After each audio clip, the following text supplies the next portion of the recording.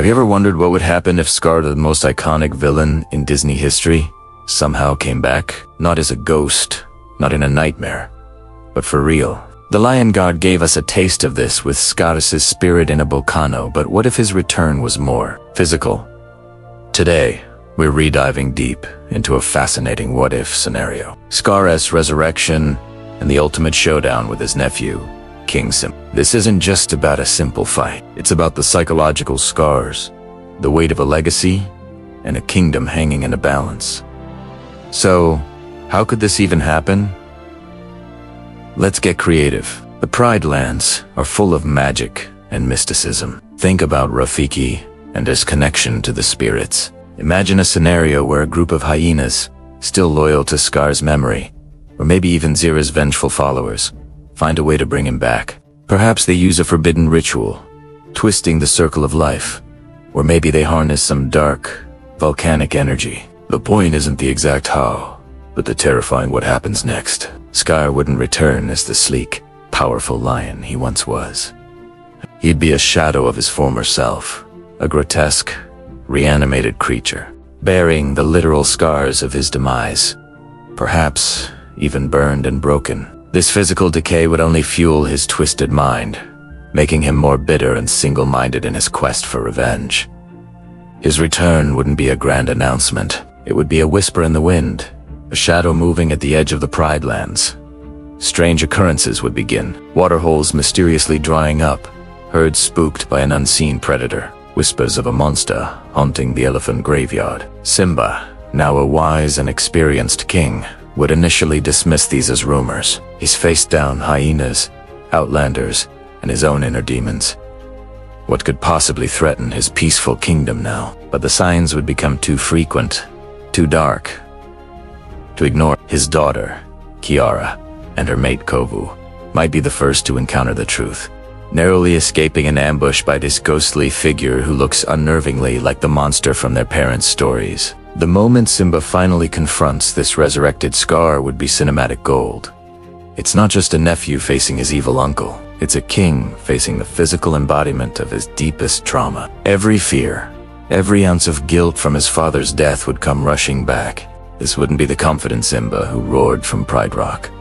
This would be the frightened cub, cornered and terrified. Scar, ever the manipulator, would exploit this masterfully. He wouldn't need brute strength to win the first round. He'd use psychological warfare. He'd taunt Simba with Mufasa's last moments, twisting the memory, blaming Simba all over again, reopening wounds that never truly healed. The Pride Lands would be thrown into chaos. The animals, who have known only peace under Simba, would be terrified. The sight of this zombie-like Scar would be a symbol of a broken circle of life. It would challenge everything they believe in. Simba's leadership would be questioned. How can he protect them from a ghost, from a nightmare made real? His own family would feel the strain. Nala would try to be his rock, but she too would be shaken. Kovu, having spent his life trying to escape Scar's legacy, would be horrified to see the monster who shaped his dark past return. This family drama, this internal conflict, is where the real story lies. It's not just about a physical battle for the Pride Lands, but an emotional war for Simba's soul. Simba would have to retreat, not from cowardice, but from confusion and fear. He'd seek guidance from Rafiki, who would probably deliver one of his classic, cryptic lessons. But this time the answer isn't just to remember who you are. Simba already knows who he is. The challenge now is to accept that the past can't be buried forever. He must learn to fight the shadow without letting it consume him. He'd also look to the stars, to his father. But Mufasa's wisdom might be different this time. Instead of just reassurance, Mufasa might guide him to understand that true strength isn't about having no fear, but about acting in spite of it. He is not his father, and he doesn't have to be. He has to be his own king.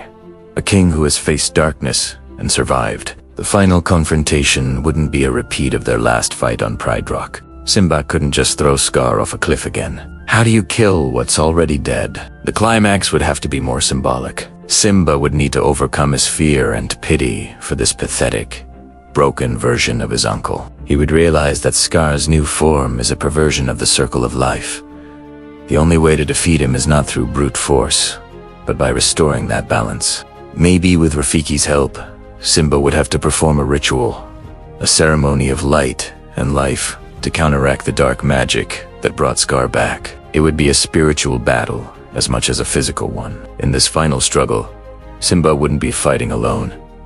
He'd be flanked by his pride, his family, Nala, Kiara, Kovu, Zazu, Timan, and Pumbaa. They all represent the life and love he has built. They are his strength.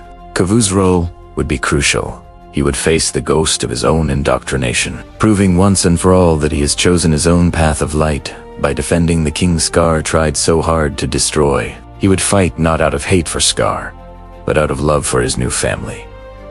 It's the ultimate redemption arc. In the end, Simba would prove he is more than just Mufasa's son. Mufasa was a great king, but he was blindsided by his own brother's treachery. Simba, on the other hand, has lived with that betrayal his entire life. He has looked darkness in the eye and chosen the light, not once, but twice. By defeating the resurrected Scar, he isn't just saving his kingdom. He's conquering his own past. He's stepping out of Mufasa's shadow, not by replacing him, but by building upon his legacy. He becomes the king who not only reclaimed his throne, but also purified it, ensuring that the shadows of the past will never again hold power over the Pride lands. The story of Scar's return becomes a legend, a testament to the king who stared into the abyss and roared back with the light of the sun. What do you guys think? Could Simba handle a round 2 with his terrifying uncle? Let me know your theories. The Lion King ends on a high note, right? Simba reclaims his throne, the Pride lands are restored, and the circle of life continues. But what if that wasn't the end? What if Scar's influence, his ambition, and his followers didn't just vanish with him? That's the question the Lion Guard, the animated series that follows Simba's son Kion, dares to answer. And the answer is pretty dark. Let's set the stage. Mufasa was the ideal king. Wise, just, strong, and deeply respected. He cast a massive shadow, one that his own son, Simba, struggled to escape. Think about it. Simba spent his formative years in exile, living a carefree life. When he returned, he wasn't just taking back a kingdom, he was trying to fill the shoes of a legend. He had to learn on the job, constantly asking himself, what would my father do? This internal conflict, this pressure to live up to Mufasa's perfection, is a huge part of Simba's character arc as a ruler. He's not just a king. He's Mufasa's son, and that title carries immense weight. Now, enter Scar. Scar wasn't just a jealous brother. He was a master manipulator.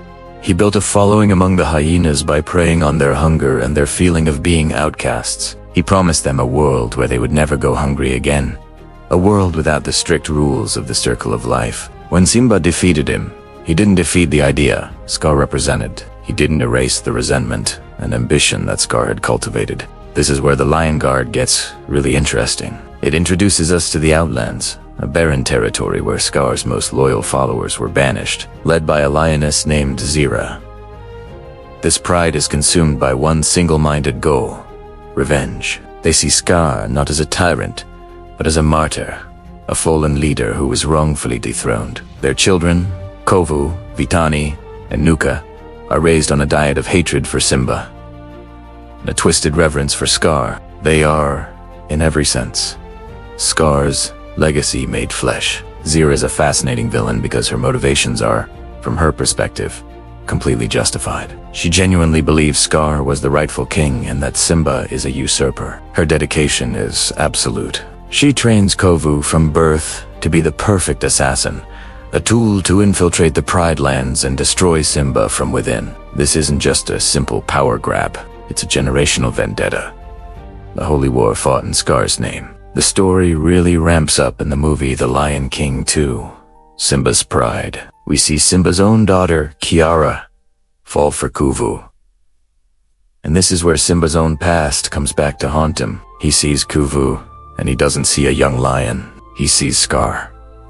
He's so blinded by the fear of history repeating itself, so trapped in the shadow of his own trauma, that he can't see the good in Kovu. His judgment is clouded by the very real threat that Scar's legacy poses.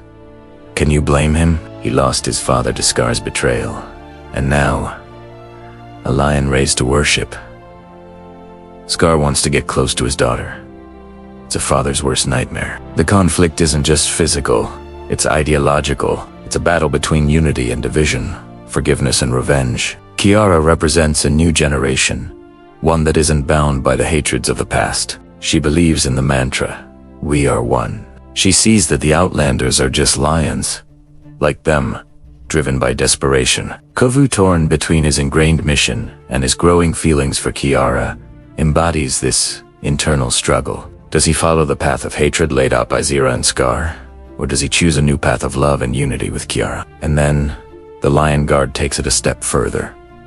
It reveals that Scar didn't just disappear. His spirit lingered. And through a dark ritual involving a volcanic fissure and a magical cobra staff, he's resurrected not as a physical lion, but as a fiery spirit dwelling in a volcano. This is a game changer. Scar's back, and he's more dangerous than ever. He can't physically attack, but he can command, manipulate, and unite all the villains of the Outlands: hyenas, jackals, crocodiles, vultures, you name it. He forms a massive army with one goal: to burn the Pride Lands to the ground. This spectral Scar is pure, distilled evil. He's no longer constrained by a physical body or the pretense of wanting the throne. He just wants destruction. He orchestrates attacks, exploits weaknesses, and turns the Pride Lands into a constant war zone. This forces Kion and the Lion Guard to step up in a way they never had to before. They aren't just dealing with rogue animals anymore. They're fighting a coordinated, strategic war against the spirit of the greatest villain the Pride Lands have ever known. What's so brilliant about this is how it connects everything. Scar's legacy isn't just the memory of a bad king or a family of vengeful lions. It's an active, malevolent force that continues to threaten the circle of life long after his physical death. It shows that evil ideas, once planted, can grow and fester, spawning new threats for new generations. Simba's struggle wasn't over when he threw Scar from Pride Rock.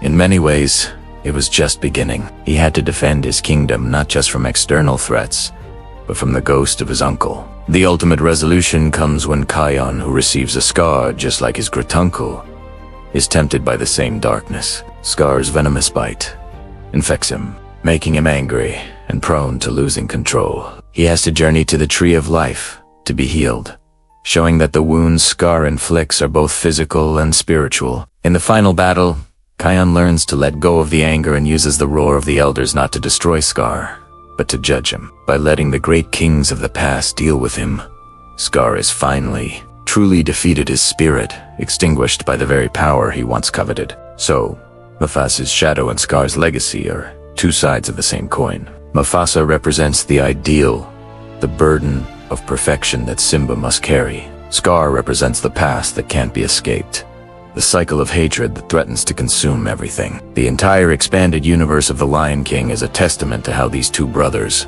long after their deaths, continue to define the fate of the Pride Lands. It's a powerful story about trauma, forgiveness, and the choice each generation has to either repeat the mistakes of the past or forge a new, better future. What do you guys think? Does the Lion Guard and Simba's pride add to the original story? Or do you prefer the simple, happy ending of the first movie?